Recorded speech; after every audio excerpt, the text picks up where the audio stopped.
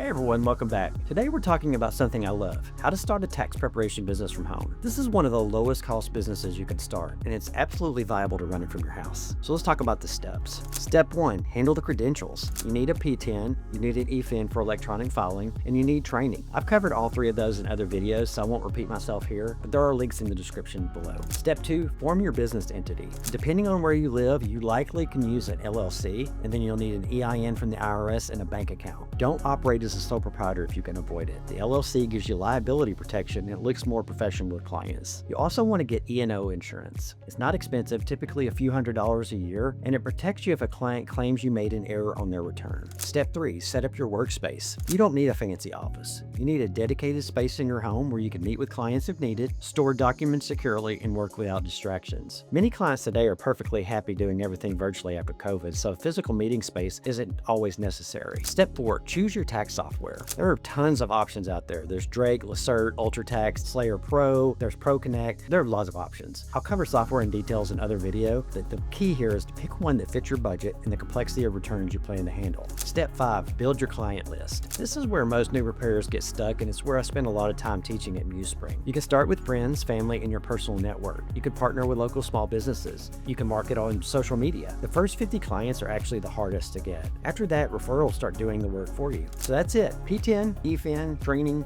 entity, workspace, software, and clients. You can be up and running for as little as $3,000 in most cases. If you want help with every one of these steps, that's exactly what MuseSpring is for. Head over to musespring.com and check it out. Quick reminder, everything on this channel is educational. If you have a specific legal or tax question, talk to a qualified professional about your situation. Thanks for watching, and I'll see you in the next one.